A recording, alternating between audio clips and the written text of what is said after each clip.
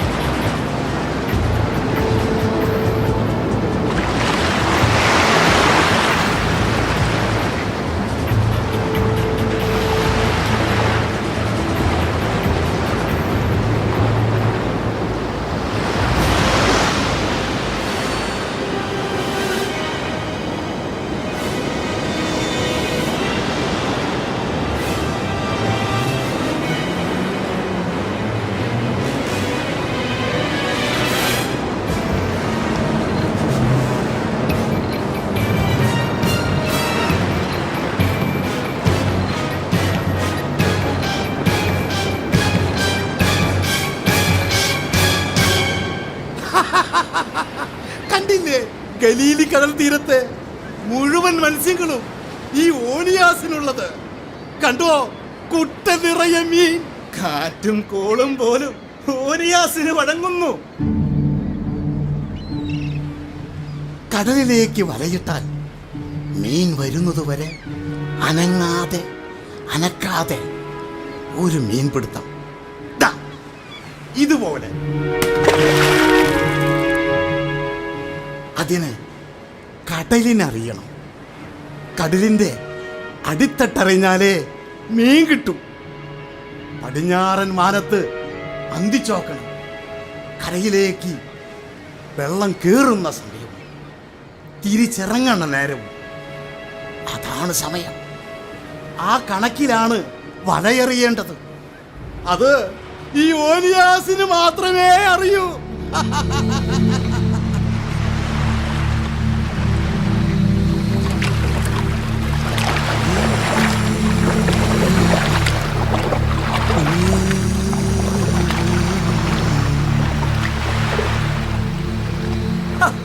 അതുമാത്രം പോരോ ഓനിയാസേ, കാറ്റിന്റെ ഗതി കൂടി അറിഞ്ഞിരിക്കണം മീനെ കിട്ടണമെങ്കിൽ. കടലിന്റെ ഓളവും കാറ്റിന്റെ ഗതിയും കൂടി അറിഞ്ഞിരിക്കണം ഒരു നല്ല മുക്കുവന്. ഇതാര്, ശിമയോനോ?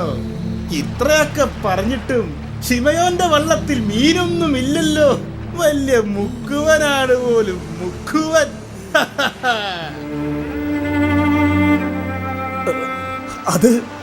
അത് ആദ്യമായിട്ടാണ് എനിക്ക് ഇങ്ങനെ ഒരു അനുഭവം. രാത്രിയും പകലും വലയെറിഞ്ഞിട്ട് ഒന്നും തന്നെ കിട്ടിയില്ല. എന്റെ കണക്കുകൂട്ടലുകൾ എവിടെയോ പിഴച്ചു. ആഴക്കടലിൽ ഇരുട്ടുകൾ അറിയുന്നവനായിരിക്കണം മുക്കുവൻ. കടലിനെ കൊച്ചു കൊച്ചു തിരമാലകൾ ആദ്യം പുതിയും. വീണ്ടും വീണ്ടും തിരമാലകൾ കൊണ്ട് പൊതിഞ്ഞേക്കാം. പക്ഷേ ആ ഇരുട്ടുകളെ വകഞ്ഞു മാറ്റി വലയെറിഞ്ഞ് മീൻ പിടിക്കുന്നവനാണ് യഥാർത്ഥ മുക്കുവൻ. ഒരു മുക്കുവൻ പോലും ഒരു മീനിനെ പോലും കിട്ടാതെ വന്നിരിക്കുന്നു. എനിക്കെന്താണ് പറ്റിയത്? വർഷങ്ങളായി ഞാൻ വലയെറിയുന്നതാ. ഈ കടലിനും കാറ്റിനു പോലും എന്നെ അറിയാം. ഇല്ല, എനിക്ക് തെറ്റില്ല. സോദോം ഗൊമോറയിലുള്ള കടലിൽ വരെ വല വീശി ഞാൻ ഒത്തിരി മീനുകളെ പിടിച്ചിട്ടുണ്ട്. വല നിറച്ചെനിക്ക് മീൻ കിട്ടിയിട്ടുണ്ട്. പക്ഷേ ഇല്ല, ഞാൻ തോൽക്കില്ല. വലയെടുക്ക്. പിടിക്ക്.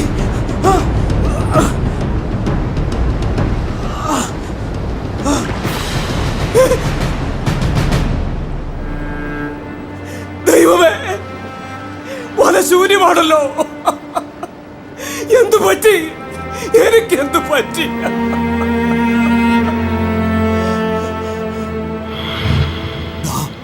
അവിടെ അങ്ങകലെ കടൽ ആകാശം മുട്ടി നിൽക്കുന്നു.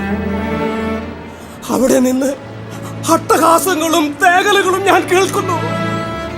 ഈ തിരകൾ തീരം നനയ്ക്കുന്നത് പോലെ എന്റെ കണ്ണുകൾ നിറഞ്ഞൊഴുകുകയാണ്. എന്റെ കണ്ണുകൾ നിറഞ്ഞൊഴുകുകയാണ്.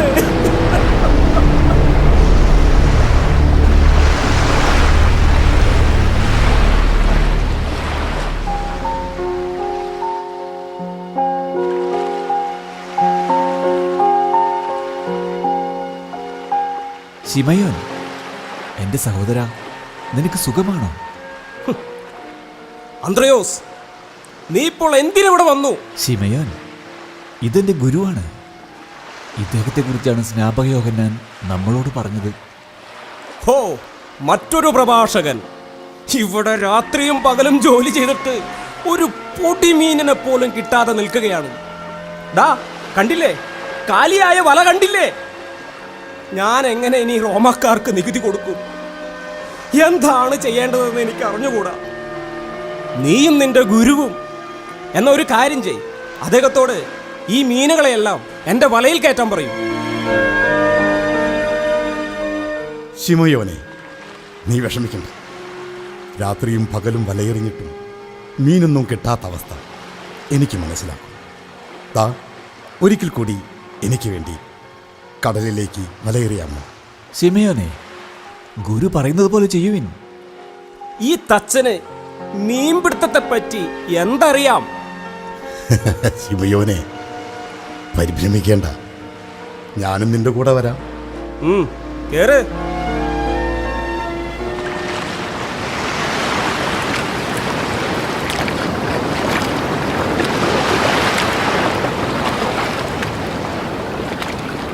ശിമയോനെ, നീ ഇവിടെ വലയേറി.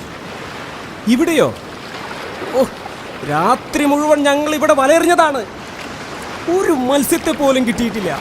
ശിമയോൻ, ഗുരുവിനെ അനുസരിക്കൂ. ചെയ്യാം. ആ വലയെടുത്ത്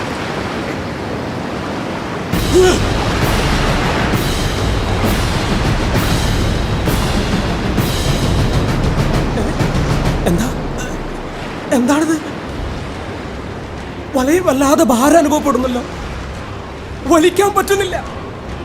അന്ത്രോസേ, വരൂ. വലിക്കടാ, വലിക്കാൻ. എന്താണിത്? അത്ഭുതം! എനിക്ക് വിശ്വസിക്കാൻ പറ്റുന്നില്ല. വല നിറയെ മീൻ. അന്ത്രോസേ, വലിച്ച് കയറ്റ്. യേശുവേ, എനിക്ക് വിശ്വസിക്കാൻ പറ്റുന്നില്ല. ദൈവമേ, ഞാനൊരു പാപിയാണ്. അങ്ങന്റെ വള്ളത്തിൽ കയറാനുള്ള യോഗ്യത എനിക്കില്ല. യേശുവേ, ഞാനൊരു പാപിയാണ്. ഞാൻ അങ്ങനെ അവിശ്വസിച്ചു. യേശുവേ, യേശുവേ.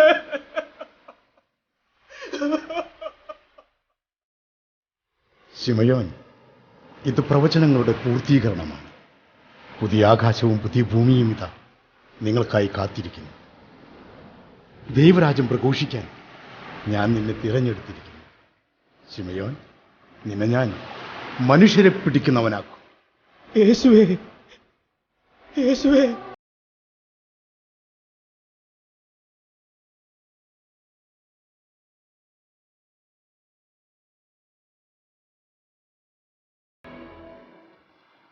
തൻ്റെ 12 ശിഷ്യന്മാരോടുകൂടി യേശു പരസ്യജീവിതം ആരംഭിച്ചു. ദൈവവചനം ശ്രവിക്കാൻ ജനങ്ങൾ അവന് ചുറ്റും തിങ്ങിക്കൂടി. അവന്റെ കീർത്തി സമീപ പ്രദേശങ്ങളിലെല്ലാം വ്യാപിച്ചു. ഉപമകൾ വഴി അവൻ അവരോട് സംസാരിച്ചു.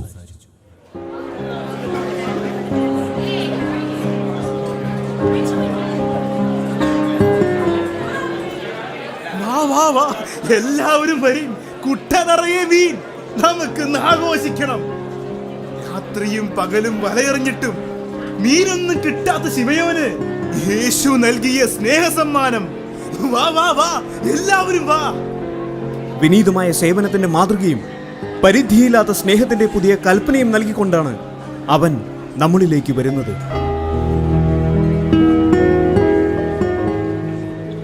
എല്ലാവരും ഇരിക്കും. ആഹാരം എല്ലാവർക്കും ലഭിച്ചില്ലേ? ഉവ്വ് ഉവ്വ്, ആവശ്യത്തിലധികം ഞങ്ങൾക്ക് ലഭിച്ചു. ശിമയോൻ, വിശക്കുന്നവന് ആഹാരം ആവശ്യമാണ്. എന്നാൽ ശാരീരികമായ വിശപ്പിനേക്കാൾ എത്രയോ വലുതാണ് നിത്യജീവന് വേണ്ട ആഹാരത്തിനായുള്ള വിശപ്പ്. നിത്യജീവൻ സമൃദ്ധമായി നൽകുവാനാണ് ഞാൻ വന്നിരിക്കുന്നത്. പ്രതിസന്ധികളിൽ ഞങ്ങൾ തളർന്നു പോകുന്നു. പണ്ട് ഇസ്രായേൽ ജനത്തോട് ദൈവം കാണിച്ച കരുണയും സ്നേഹവും ഞങ്ങൾക്ക് കിട്ടാറില്ല.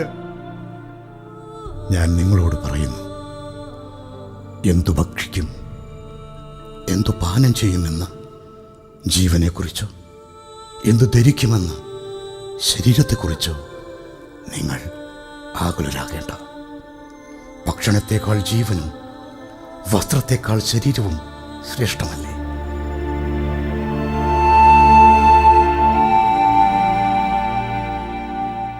ആകാശത്തിലെ പക്ഷികളെ നോക്കുവിൻ. അവ വിതയ്ക്കുന്നില്ല, കൊയ്യുന്നില്ല, കളപ്പുരയിൽ ശേഖരിക്കുന്നുമില്ല. എങ്കിലും ദൈവം അവയെ തീറ്റിപ്പോറ്റുന്നു.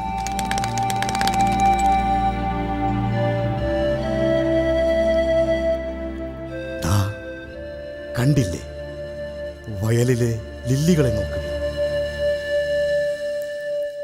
അവ അധ്വാനിക്കുന്നില്ല, നൂൽ നൂൽക്കുന്നുമില്ല. എന്നാലും അവ വളരുന്നു. അവരെക്കാൾ എത്രയോ ശ്രേഷ്ഠന്മാരാണ് നിങ്ങൾ. ഉത്കണ്ഠ മൂലം ആയുസിൻ്റെ ദൈർഘ്യം ഒരു മുഴം കൂട്ടാൻ നിങ്ങൾക്കാർക്കെങ്കിലും സാധിക്കുമോ? നിങ്ങൾ ഒന്നിനെക്കുറിച്ചും ആകുലരാകേണ്ട. നിങ്ങൾ അവിടുത്തെ രാജ്യവും അവിടുത്തെ നീതിയും അന്വേഷിക്കുക. അതോടൊപ്പം മറ്റുള്ളവയെല്ലാം നിങ്ങൾക്ക് ലഭിക്കും.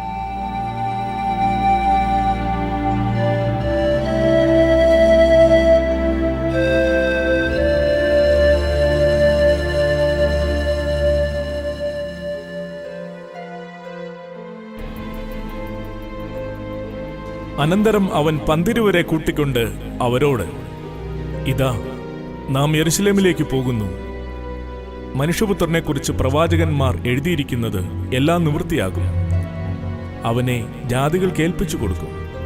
അവർ അവനെ പരിഹസിക്കും, അവമാനിക്കും, തുപ്പും, തല്ലും, കൊല്ലുകയും ചെയ്യും. എന്നാൽ മൂന്നാം നാൾ അവൻ ഉയർത്തെഴുന്നേൽക്കും. എന്നാൽ ശിഷ്യന്മാർ ഇതൊന്നും ഗ്രഹിച്ചില്ല. ഈ വാക്ക് അവർക്ക് മറവായിരുന്നു.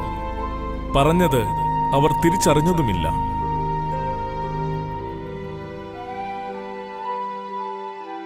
യേശു ജെറുസലേമിലേക്ക് പോയി. അവിടത്തെ ആലയത്തെക്കുറിച്ചുള്ള തീക്ഷ്ണതയാൽ യേശു ജെറുസലേമിൽ പ്രവേശിച്ചു.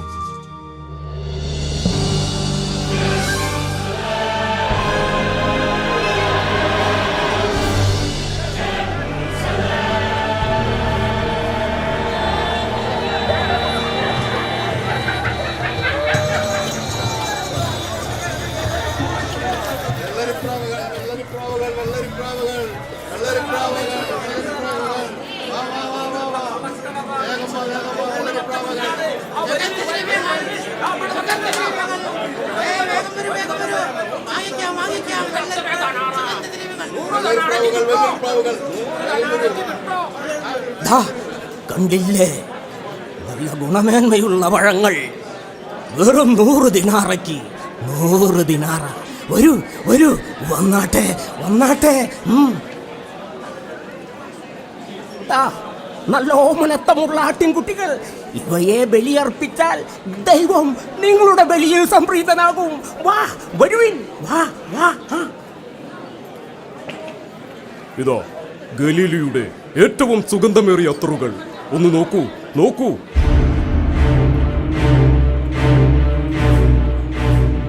നിങ്ങളെന്താണ് ഈ ചെയ്യുന്നത്?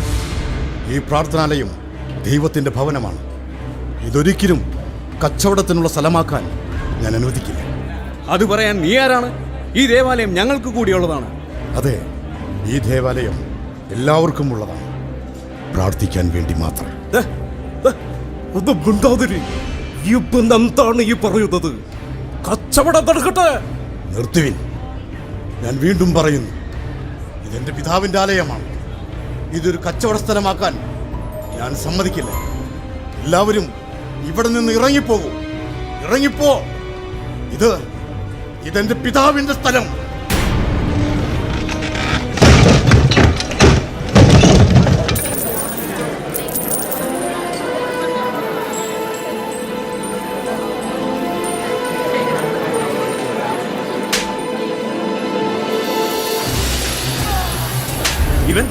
ഇവൻ ആ തച്ചന്റെ മകനല്ലേ?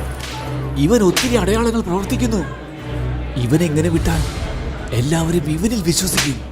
ദൈവവും മനുഷ്യരും, മനുഷ്യർ തമ്മിലും സമാധാനം സ്ഥാപിക്കാനാണ് ഇവൻ വന്നിരിക്കുന്നത്.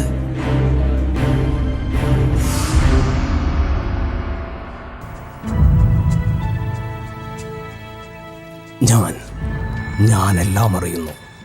ജനം മുഴുവൻ നശിക്കാതിരിക്കാൻ അവർക്ക് വേണ്ടി ഒരുവൻ ഭരിക്കുന്നതല്ലേ നല്ലത്. ഒരുവൻ മാത്രം.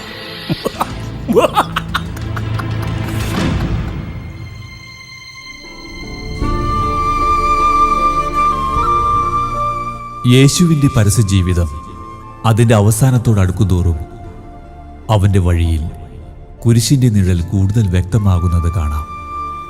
പരസ്യജീവിതത്തിൻ്റെ അവസാനം യേശു തന്നെ ജെറുസലേമിലേക്ക് ഒരു രാജകീയ പ്രവേശനത്തിന് മുൻകൈയെടുത്തു. ഒരു രാജാവിൻ്റെ നഗരപ്രവേശനത്തിൻ്റെ ഗാംഭീര്യമില്ലാതെ ഒരു യാത്ര.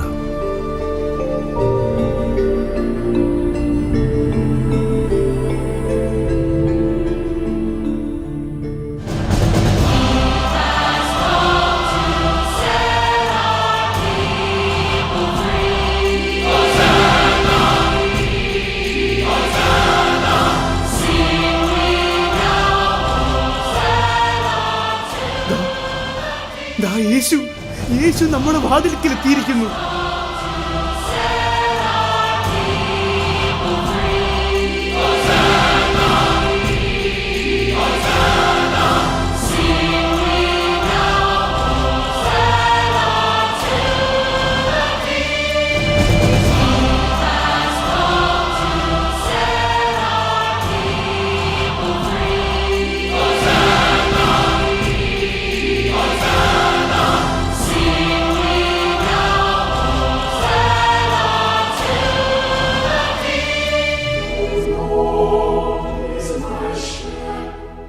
ലോകാവസാനം വരെ എല്ലാ ദിവസവും ഞാൻ നിങ്ങളോട് കൂടെയുണ്ടായിരിക്കും എന്നരുളി ചെയ്തുകൊണ്ട് കർത്താവ് ഒരിക്കൽ ശിഷ്യന്മാരെ ധൈര്യപ്പെടുത്തി. അങ്ങനെ എന്നെന്നും നമ്മോടുകൂടി ജീവിക്കാനുള്ള മാർഗം അവിടുന്ന് കണ്ടുപിടിച്ചു. ഈ വചനങ്ങളൊക്കെയും പറഞ്ഞു തീർന്ന ശേഷം യേശു ശിഷ്യന്മാരോട്, 2 ദിവസം കഴിഞ്ഞിട്ട് പെസഹ ആകുന്നു എന്ന് നിങ്ങൾ അറിയുന്നുവല്ലോ. അന്നു മനുഷ്യപുത്രനെ ക്രൂശിക്കുവാൻ ഏൽപ്പിക്കും എന്ന് പറഞ്ഞു. അന്ന് മഹാപുരോഹിതന്മാരും ജനത്തിന്റെ മൂപ്പന്മാരും കയ്യഫാ മഹാപുരോഹിതന്റെ മണ്ഡപത്തിൽ വന്നുകൂടി യേശുവിനെ ഉപായത്താൽ പിടിച്ചു കൊല്ലുവാൻ ആലോചിച്ചു. എങ്കിലും അവർ പറഞ്ഞു, ജനത്തിൽ കലഹമുണ്ടാകാതിരിക്കുവാൻ പെരുന്നാളിലരുത്.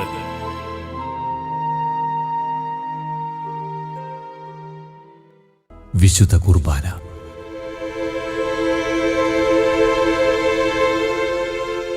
ഇത് എൻ്റെ ശരീരമാണ്. നിങ്ങളത് വാങ്ങി ഭക്ഷിക്കുവിൻ. ഇത് പാപമോചനത്തിനായി അനേകർക്ക് വേണ്ടി ചിന്തപ്പെടുന്നതും ഉടമ്പടിയുടേതുമായ എൻ്റെ രക്തമാണ്. ഞാൻ നിങ്ങളെ സ്നേഹിച്ചതുപോലെ നിങ്ങളും പരസ്പരം സ്നേഹിക്കുവിൻ. ഞാൻ നിങ്ങളുടെ കാലുകൾ കഴുകി. യജമാനനേക്കാൾ വലിയ ഭൃത്യനില്ല. നിങ്ങളുടെ ഗുരുവും നാഥനുമായ ഞാൻ നിങ്ങളുടെ പാദങ്ങൾ കഴുകിയെങ്കിൽ നിങ്ങളും പരസ്പരം അങ്ങനെ ചെയ്യുവാൻ കടപ്പെട്ടവരാണ്. മനുഷ്യപുത്രനിതാ മർദ്ദകരുടെ കയ്യിൽ ഏൽപ്പിക്കപ്പെടാൻ പോകുന്നു.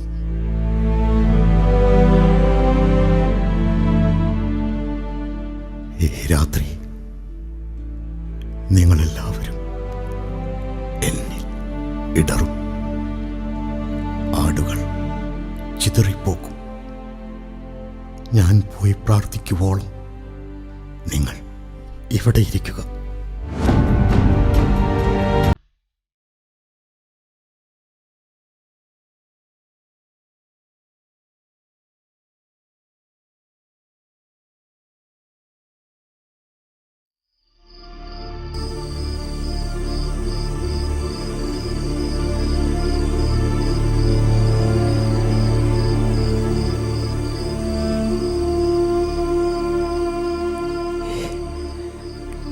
ഇരുട്ട് എന്നെ ഭയപ്പെടുത്തുന്നു. ദൈവമേ, എൻ്റെ ആത്മാവ് മരണവേദന അനുഭവിക്കുന്നു.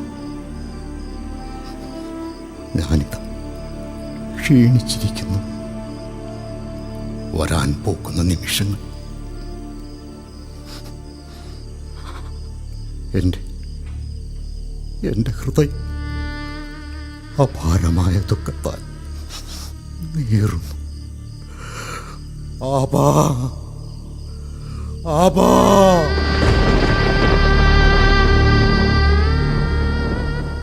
മകനെ, ഞാൻ നിന്നെ ലോകത്തിന് നൽകിയത് നിത്യജീവൻ പ്രദാനം ചെയ്യുവാൻ വേണ്ടിയാണ്. നിന്നിലൂടെ മനുഷ്യവർഗത്തിന് കൈവന്ന രക്ഷയുടെ സദ്വാർത്ത ലോകം മുഴുവനും അറിയണം. പിതാവേ, എൻ്റെ പിതാവേ, അങ്ങ് സർവശക്തനാണ്. കഴിയുമെങ്കിൽ ഈ ഒരു മണിക്കൂർ എന്നിൽ നിന്നും നീക്കിത്തരണം. മരണത്തിൻ്റെ മേൽ നീ വിജയം കൈവരിക്കും. പാപത്തിൻ്റെ ദാസ്യത്തിൽ അമർന്ന മനുഷ്യന് അത് ദീപമായിരിക്കും. അതോടെ മനുഷ്യർ മാത്രമല്ല, ഈ സൃഷ്ടപ്രപഞ്ചവും നവീകരിക്കപ്പെടും. നിന്റെ പുനരുത്ഥാനം ഓരോ മനുഷ്യൻ്റെയും പുനരുത്ഥാനത്തിൻ്റെ അച്ചാരമാണ്. മരണത്തിൽ നിന്ന് നീ ഉയർത്തെഴുന്നേൽക്കുന്നതുപോലെ അവരുടെ ശരീരങ്ങളും ഉയർപ്പിക്കപ്പെടും. മരണവും ഉത്ഥാനവും വഴി മഹത്വത്തിലേക്ക് പ്രവേശിക്കുക.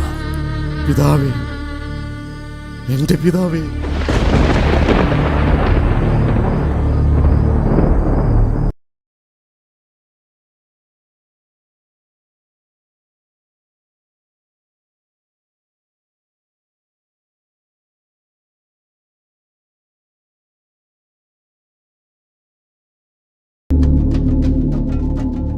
ഇവൻ ജനങ്ങളെ വഴിതെറ്റിക്കുകയും സീസറിന് കപ്പം കൊടുക്കുന്നത് തടയുകയും ചെയ്യുന്നു. താൻ രാജാവാണെന്ന് പറയുകയും ചെയ്യുന്നു. ആ നിയമമനുസരിച്ച് ഇവൻ വധശിക്ഷയ്ക്ക് അർഹനാണ്. എന്തെന്നാൽ താൻ ദൈവപുത്രനാണെന്ന് ഇവൻ അവകാശപ്പെടുന്നു.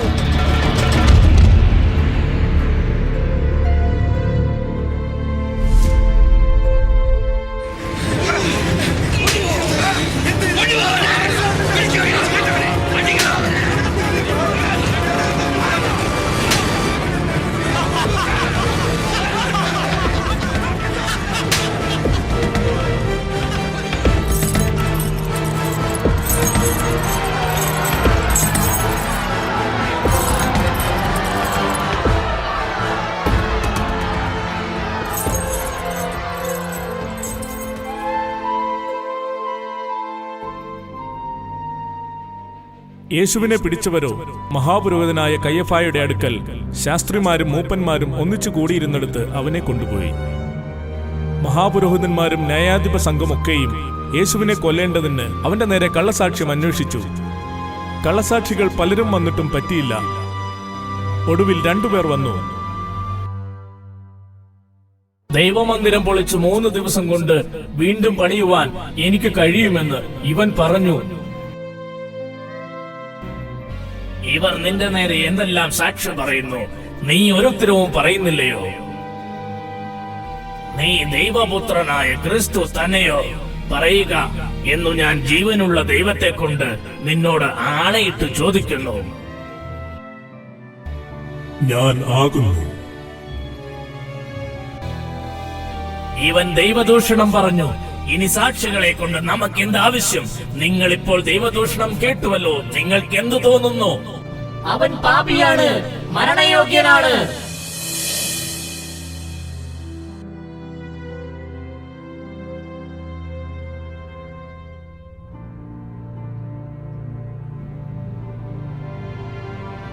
പുലർച്ചയ്ക്ക് അവർ യേശുവിനെ കയ്യഫാവിന്റെ അടുക്കൽ നിന്ന് ആസ്ഥാനത്തിലേക്ക് കൊണ്ടുപോയി. തങ്ങൾ അശുദ്ധമാകാതെ പെസഹ കഴിക്കാൻ തക്കവണ്ണം ആസ്ഥാനത്തിൽ കടന്നില്ല. പിലാത്തോസ് അവരുടെ അടുക്കൽ പുറത്തു വന്നു പറഞ്ഞു, ഈ മനുഷ്യന്റെ നേരെ നിങ്ങൾ എന്ത് കുറ്റം ബോധിപ്പിക്കുന്നു? കുറ്റക്കാരനല്ലായിരുന്നുവെങ്കിൽ ഞങ്ങൾ അവനെ നിന്റെ പക്കൽ ഏൽപ്പിക്കുകയില്ലായിരുന്നു. നിങ്ങൾ അവനെ കൊണ്ടുപോയി നിങ്ങളുടെ നയപ്രമാണപ്രകാരം വിധിക്കുവിൻ. ഞങ്ങൾക്ക് മരണശിക്ഷയ്ക്കുള്ള അധികാരം ഇല്ലല്ലോ.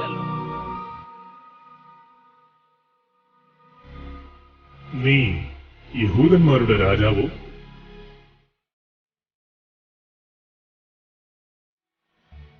ഞാൻ ആകുന്നു.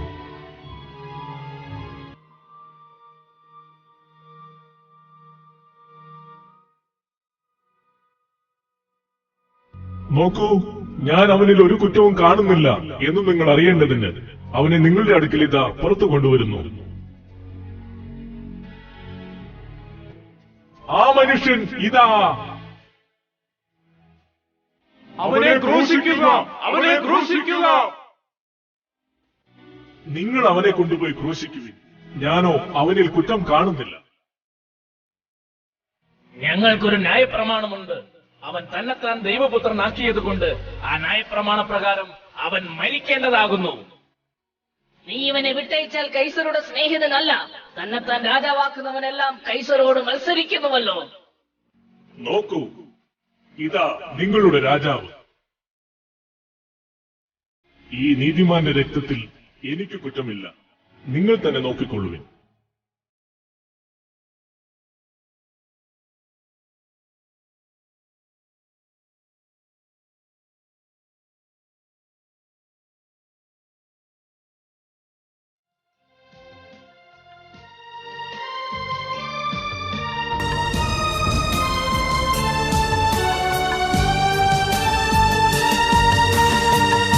കാൽവരിയിൽ പൂത്തുലഞ്ഞ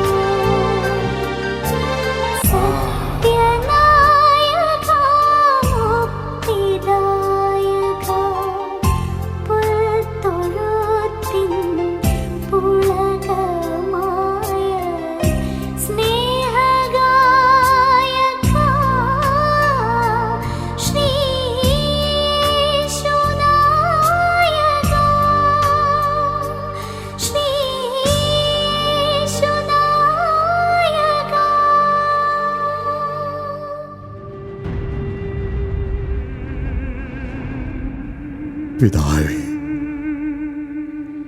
ഇവരോട് ക്ഷമിക്കണമേ. എന്തുകൊണ്ടെന്നാൽ ഇവർ ചെയ്യുന്നതെന്തെന്ന് ഇവർ അറിയുന്നില്ല.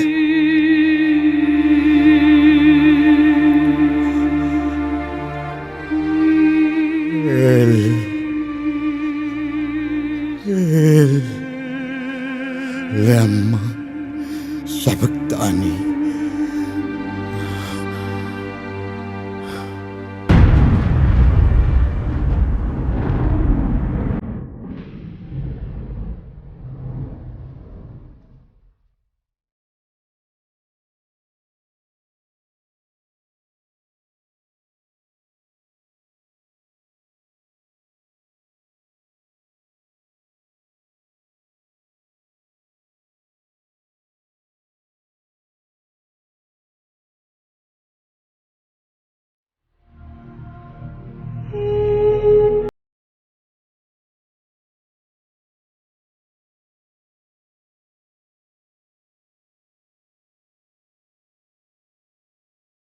പുറമേ നിന്ന് നോക്കുന്നവർക്ക് യേശുവിൻ്റെ മരണം ഒരു പരാജയമായി തോന്നിയേക്കാം.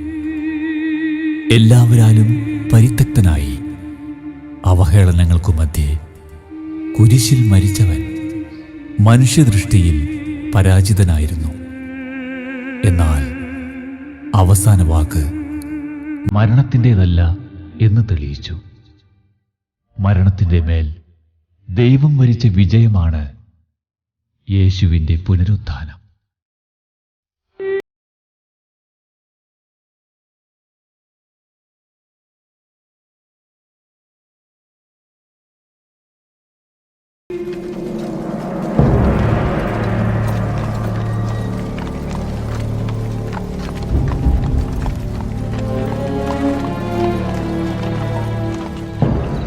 മരിച്ചാൽ മൂന്നാം നാൾ ഉയർത്തെഴുന്നേൽക്കുമെന്നായിരുന്നു ഇവന്റെ പ്രവചനം. ഇവൻ ദൈവപുത്രനൊന്നുമല്ല. അത് നമുക്ക് മറ്റുള്ളവരെ ബോധ്യപ്പെടുത്തണം. അതിനാണ് ഈ കല്ലറ മുദ്ര വച്ചത്. നിങ്ങൾ കേട്ടില്ലേ? യേശുവിന്റെ ശരീരം കല്ലറയിൽ നിന്ന് അപഹരിക്കുമെന്ന്. അങ്ങനെ എങ്ങാനും സംഭവിച്ചാൽ ആ കൊണ്ടുപോകുന്നവന്റെ ശരീരം എവിടെ കിടന്ന് പിടയും.